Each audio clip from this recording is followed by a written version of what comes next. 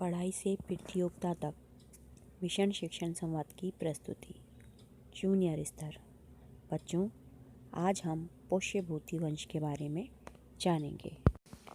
गुप्त काल से लगभग 100 वर्षों के बाद उत्तर भारत में एक नई शक्ति का उदय हुआ, जो पुष्यभूति वंश या वर्धमान वंश के नाम से भी जाना जाता है।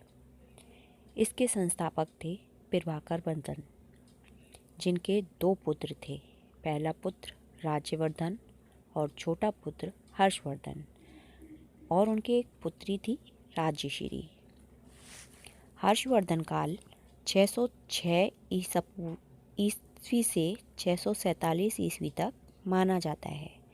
हर्षवर्धन की राजधानी थानेश्वर थी, जिसको बाद में उन्होंने कन्नौज में बनाया था।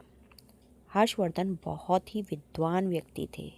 बच्चों, आपने हर्षवर्धन के बारे में एक कहानी सुनी होगी कि हर 5 वर्ष में कमाया हुआ सारा धन हर्षवर्धन प्रयागराज की धर्मसभा में दान कर देते थे। प्रभाकर वर्धन की मृत्यु के बाद राजवर्धन ने शासन संभाला, और राजवर्धन के बाद हर्षवर्धन को इस साम्राज्य का उत्तराधिकारी बनाया गया। हर्षवर्धन ने संस्कृत में 3 नाटक नागानंद, रत्नावली और प्रियदर्शिका लिखे।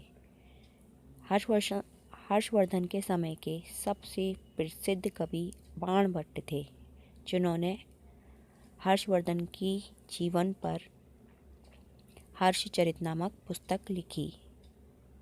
इसी समय एक चीनी यात्री शुएनत्वांग, जिसे ह्वेनसांग के नाम से भी जाना जाता है, भारत में आया। ये हर्षवर्धन के काल में ही आया था।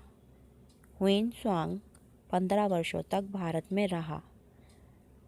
वो भारत में शिक्षा ग्रहण करने के लिए नालंदा विश्वविद्यालय आया। फिर उसने शिक्षक के रूप में भी काम किया। हर्षवर्धन एक प्रजापालक एवं उदार शासक थे। उन्होंने कन्नौज में एक विशाल धर्मसभा बुलाई। वो बहुत दानी राजा थे।